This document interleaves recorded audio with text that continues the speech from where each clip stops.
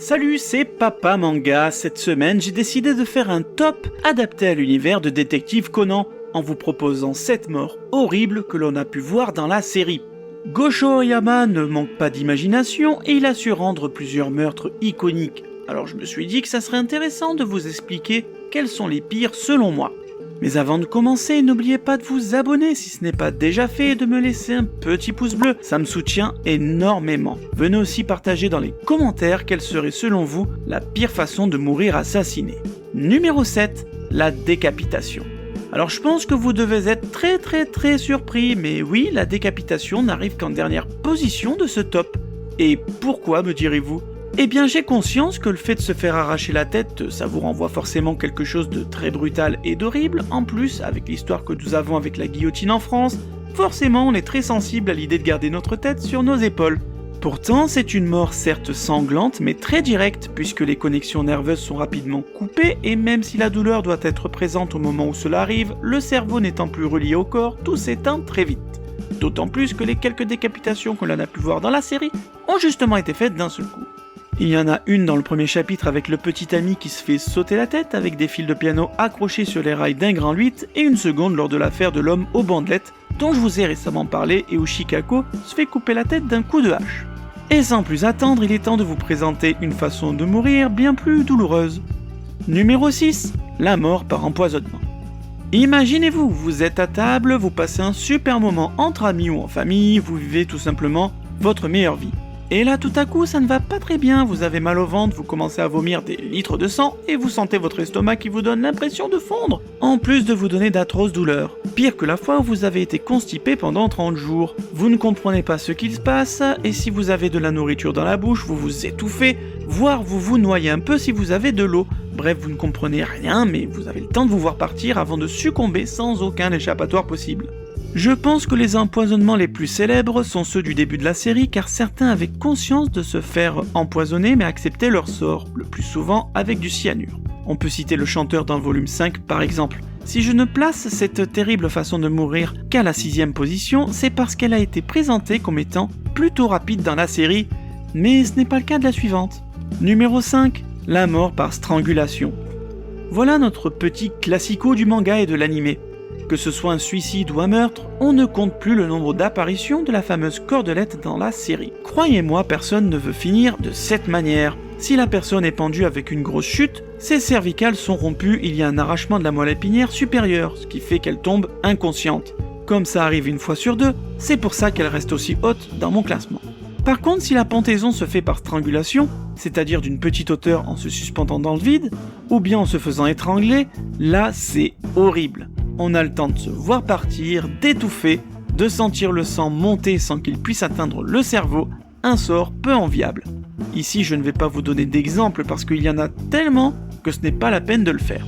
Cependant, j'ai réussi à trouver une mort encore moins sympathique. Numéro 4, mourir noyé.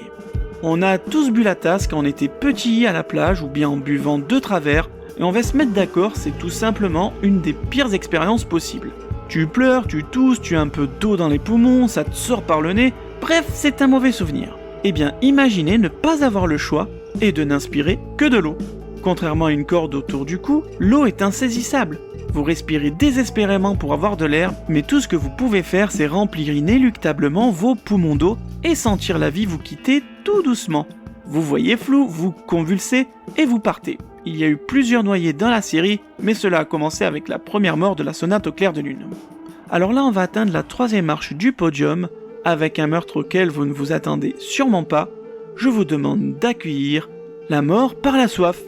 Oui, quelqu'un est mort de soif dans la série. Dans le tome 65, une jeune femme qui ne sait pas nager est laissée en plein soleil sur un îlot isolé où elle va dépérir. Pouvez-vous seulement imaginer le calvaire par lequel elle est passée ? Ne vous inquiétez pas, je vais vous le dire. En plus d'avoir horriblement soif, d'avoir la gorge et la langue sèche accompagnées d'une haleine peu enviable, on finit tout simplement par perdre la raison en plus d'avoir des douleurs atroces à l'estomac.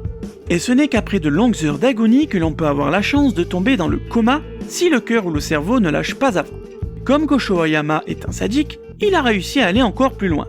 Numéro 2, mourir en se vidant de son sang. Je pense qu'on sera tous d'accord pour dire que se prendre des coups de couteau, ce n'est pas forcément douloureux. En effet, quand le couteau est plutôt petit avec l'adrénaline, on ne peut pas se rendre compte que l'on vient de se faire planter. Par contre, si c'est un gros couteau, c'est hélas une autre histoire. Dans l'affaire qui arrive dans le volume 10, un homme se fait passer à tabac, puis se voit ligoté avant de subir d'innombrables coups de couteau. Mais le pire, c'est que son agonie est longue car il se vide progressivement de son sang. Comme il est bâillonné, il ne peut pas appeler à l'aide et doit ramper pour laisser un message posthume afin de désigner le meurtrier. Le tout en voyant son propre sang quitter abondamment son corps. Ajoutons à cela que si un de ses poumons a été perforé, ça doit être dur de respirer. Entre la douleur, la conscience troublée, les soucis pour respirer, le fait d'être ligoté et bâillonné, la seconde place n'est ici pas usurpée. Avant de vous dévoiler mon top 1, je tenais à vous présenter la mention honorable de ce top avec la chute mortelle de l'affaire du Baron de la Nuit. Si je ne l'ai pas classé, c'est parce que cette mort est certes spectaculaire puisque la victime est jetée dans le vide pour s'empaler sur une statue, mais quand on est jeté d'une telle hauteur, le coup se brise souvent avant que l'on atterrisse et l'impact est si fort et si rapide que tout s'arrête très brusquement. Et sans plus attendre, je vous laisse découvrir notre numéro 1, Mourir brûlé vif. Et oui, chers fans de Conan, il s'agit de la pire mort possible qui est arrivée à plusieurs fois dans la série. On retrouve énormément de témoignages de la part de survivants ou bien de médecins pour nous expliquer à quel point il n'y a rien de pire que de mourir immolé. Tout d'abord, on va commencer par avoir très chaud dans la pièce qui est atteinte. Ça peut monter jusqu'à 100 degrés, voire plus. On commence à avoir du mal à respirer et c'est normal parce que le monoxyde de carbone va prendre la place de l'oxygène et c'est un poison pour l'homme. Quand les flammes vont commencer à toucher la peau, les nerfs sont tellement à vif que la douleur est démultipliée. Vous avez sûrement déjà été brûlé par un mégot de cigarette, alors imaginez la même chose en plus douloureux et sur tout le corps. Les flammes finissent par brûler les vêtements, qui fondent sur la peau, et commencent elles aussi à brûler jusqu'au 3e degré. On brûle de l'intérieur pour devenir un véritable steak humain. Le supplice ne se termine que lorsque toutes les terminaisons sont mortes, bien souvent avec la victime. Et voilà, on a terminé avec ce petit top sur Détective Conan. J'espère que ça vous aura plu, que l'on revienne avec un format plus léger. J'ai fait cette vidéo pour avoir le temps de vous en préparer une autre plus conséquente. Il ne me reste plus qu'à vous dire à très bientôt pour de nouvelles vidéos sur Conan.